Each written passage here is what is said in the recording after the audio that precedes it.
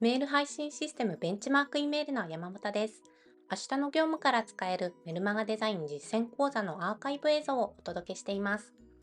この動画は第3章 CTA 編ということで、クリック率を上げるために重要な CTA、つまりリンクについて解説します。それではどうぞご覧ください。CTA は Call to Action、行動喚起の略で、読者を具体的な行動に誘導する仕組みのことです。つまり、メールにおいてはリンクのことですね。サッカーで例えるなら、シュートして得点を決める人に当たりますので、画像や文章でしっかり読者の興味を引き立ててボールをパスしていき、クリックというゴールを CTA が決めるというイメージです。パスの流れを作りながら CTA がゴールを決められるようにしっかり目立たせるというのがメルマガデザインの基本戦略です。今日はそんな CTA を入れるときのデザイン、言葉選び、場所のポイントをお伝えします。CTA デザインはこのような4つの選択肢がありますので、1つずつご説明していきます。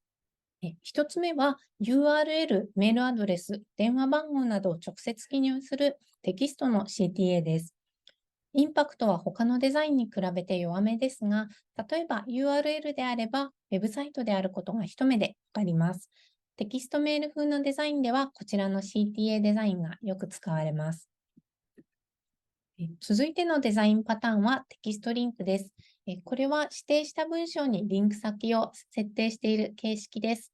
4つのデザインの中では一番すっきり見えますね。ポイントとなるのは文字の大きさや色、そしてリンクを設定する範囲です。こちら、上の例のように一部だけをリンクにするパターンと、下の例のように全てをリンクにするパターンがあります。どちらがクリックされやすいかは、メールの内容やデザインによって変わりそうですね。また、言葉選びもポイントになります。CTA の言葉選びは3種類に分けられます。一つ目は名詞タイプで、例えばセール商品一覧、商品詳細など。二つ目は何々はこちらというタイプ。最後は動詞タイプで、ツアーに申し込む、問い合わせる、先着50名の特定を手に入れるなどがあります。この3つのうちどれが効果的かはケースバイケースですので、ぜひ迷ったら AB テストなどしてみていただきたいところです。え一般的には最後の動詞タイプが最も聞きやすいとは言われていますね。このページの内容は、テキストリンク以外の CTA デザインでももちろん活用できます。3つ目のデザインパターンはボタンリンクです。ご覧のように目立ちますので、先ほどご紹介したテキストリンクよりもクリック率が上がる可能性は高いです。ベンチマーク E メールであれば、こちらのボタンブロック機能で簡単に作成できます。作成の手間もかからないので、まずは一度試してみていただきたい CTA のデザインです。工夫するポイントは大きさ、色、言葉選びです。ボタンの色ですが、まずはすべて同じ色で揃えるというのがおすすめです。メール全体がまとまって読みやすくなります。こちらの例ではトップ画像の中に含まれるピンク色をボタンにも採用しまして、ボタンをこの一色で統一しています。ちなみに、このメールで一番クリックしてほしい場所はこのボタンリンク、申し込みリンクなのですが、他にもご紹介程度に載せているサブリン情報のリンクがあります。このメールでは、サブ情報についてはテキストリンクにしてスッキリさせて、本命であるこちらのボタンリンクを目立たせてクリックを集中させるような工夫をしています。テキストリンクとボタンリンクの併用、使い分け、ぜひこのようにしてみてください。ちなみにボタンリンクはイメージ画像及び説明文と組み合わせて置かれることが多いです。皆さんも日々購読しているメルマガでこのような構成をよく見かけますよね。サッカーでパスをつないでゴールを決めるように画像で目を引きつけて説明文で興味を引き立てた後にボタンを置くとクリック率を最大化しやすいと言われています。さて、最後にご紹介するのは、画像自体を CTA にしてクリックを誘うという方法です。クリックされやすい画像のコツですが、第一に報酬のビジュアルを入れることです。これはクリックすると何がもらえるのか、どんないいことがあるのかを画像で見せるということです。こちらの例では実際にもらえる資料の写真が載っています。次にボタン。こちらの黄色のボタンのように画像の中にボタンが置いてあるようにデザインするというテクニックですね。また、このようなマウスポインター、矢印、再生マークを入れることでもクリックされやすくなります。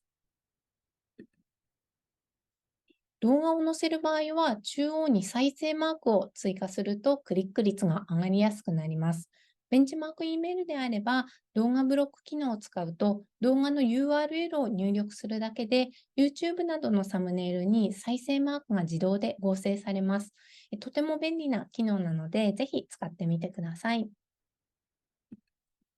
えさて、ここまでご紹介してきた CTA はどのような場所に置くのが最も効果的なのでしょうか？メールの前半、後半に置いた時のメリットをそれぞれご紹介します。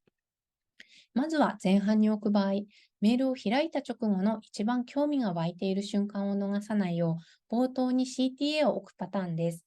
こうするとクリックの数を多く取ることができます。ただし、クリックする時点では詳しい情報は伝えられませんので、飛んだ先のページに詳しい説明を置いたりと、申し込みの後押しをする工夫が必要です。一方で、詳しく説明してから CTA を置くという方法もあります。この場合は、メール内の説明で欲しい、参加したいという気持ちを高めてからクリックしてもらえますので、質の高いクリックが取りやすいです。ただし逆に開封直後よりも衝動的な気持ちは落ち着いてしまうかもしれませんし、CTA にたどり着く前にメールを閉じてしまう方もいますので、クリックの数自体は冒頭に置いた場合と比べて少なくなる傾向です。ちなみにこのメールは全部で3箇所に CTA を置いていました。最もクリック数を稼いだのはこの3つのリンクのうちどれだと思いますか？うん。答えは一番上の画像ではなく、少しスクロールしたところにあるボタンでした。単純な数で比較すると、冒頭の画像が最もクリックされると思っていたので意外でした。少し説明を読んで参加してみたいという気持ちが高まった時にちょうどボタンがあり、クリックしてくれたのかなと今は思っています。画像プラス説明文プラスボタンの形式になっているのも良かったのかもしれません。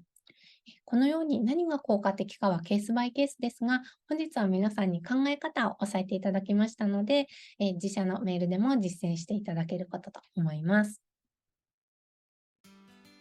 ご覧いただきありがとうございました。次回の動画では第4章画像編ということで、メルマガにはどんな画像を入れるといいのかご説明します。よろしければ高評価、チャンネル登録もお願いいたします。ベンチマーク E メールを使ってみたいという方は動画の概要欄より無料のトライアルアカウントをお試しください。それではまた次回の動画でお会いしましょう。